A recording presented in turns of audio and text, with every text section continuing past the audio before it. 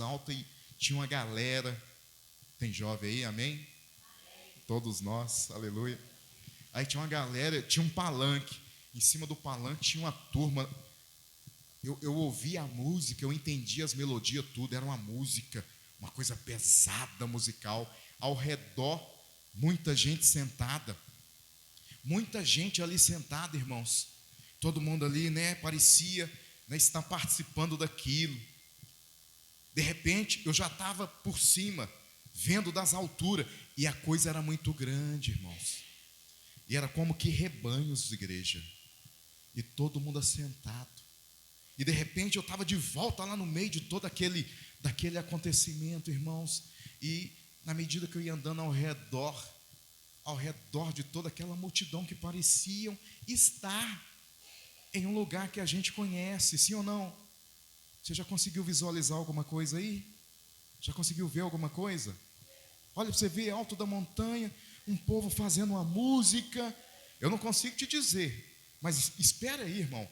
De repente eu estava já do lado de fora daquele movimento todo, mas o que eu vi do lado de fora não era agradável. Não era.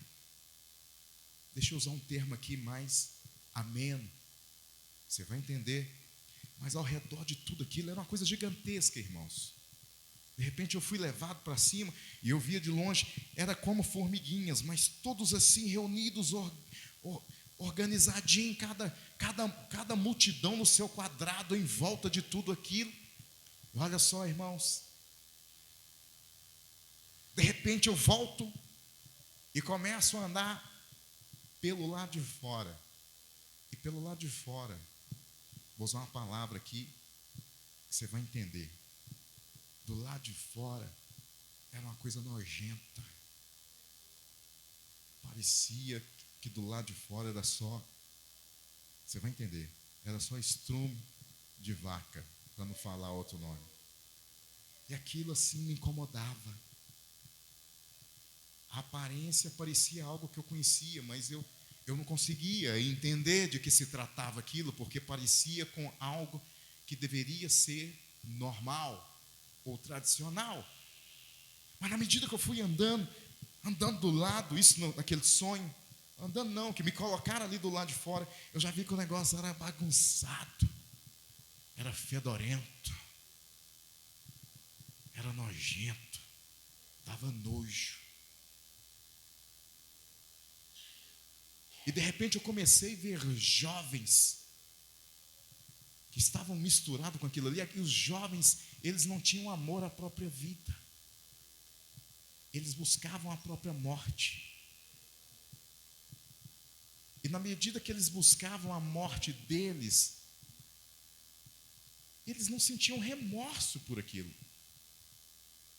Eu via jovens correndo em direção a obstáculos para tentarem contra a própria vida. E aquilo para eles não tinha sentimento nenhum neles. Eles pulavam dos precipícios. E parece, irmãos, que mesmo quando eles tentavam se arrebentar, eles não morriam. Eu falei: Senhor, o que o Senhor quer me mostrar? O que o Senhor está me mostrando? E quando nós fomos, irmãos, para a nossa reflexão e meditação da semana, o que nós estávamos buscando entender de Deus? O que é a igreja.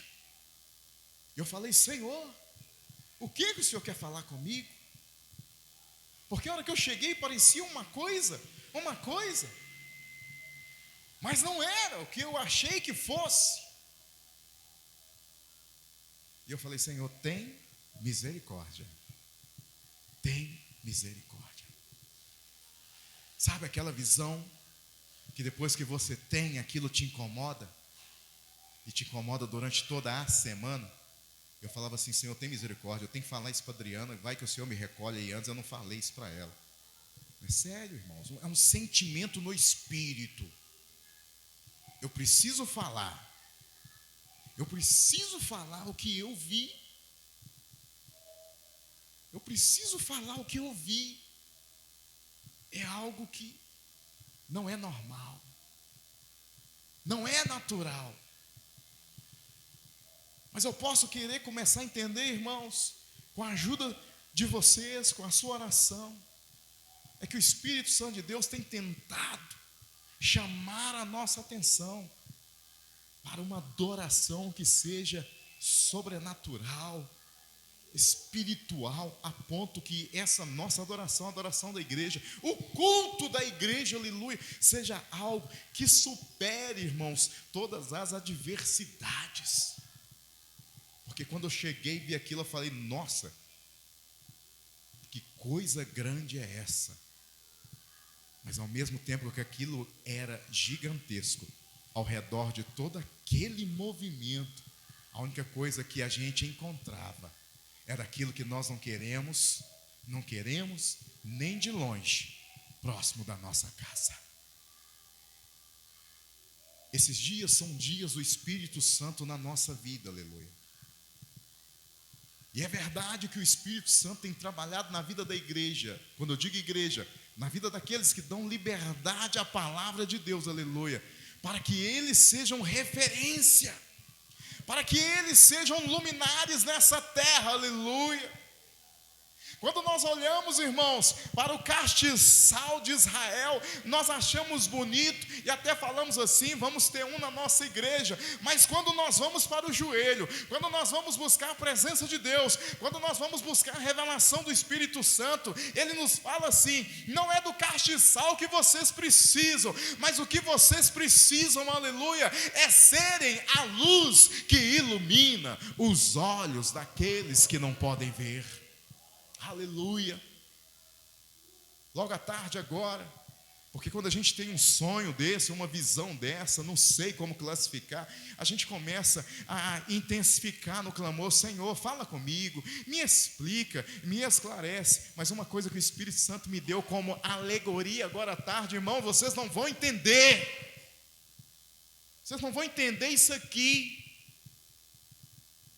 Vocês não vão entender o motivo da gente não ter energia aqui hoje. Isso é mistério. E o Espírito Santo falava assim comigo, aleluia, aleluia, leva 2 velas. Vocês não vão entender. Leva 2 velas, aleluia, aleluia. E eu falava assim, Senhor, como que eu vou usar 2 velas se eu tenho luz na igreja? E Ele falava agora à tarde comigo, leva 2 velas. E Ele falava assim comigo, você vai acender uma só. E aí você vai chamar os irmãos. E um com a vela acesa vai acender o outro que está com a vela apagada. Você está entendendo? Aí a gente chega aqui e não tem luz. E graças a Deus eu não murmurei. Eu falei, Senhor, tem misericórdia. Irmão, se a gente não estiver no Espírito, a gente não entende o que o Espírito está fazendo.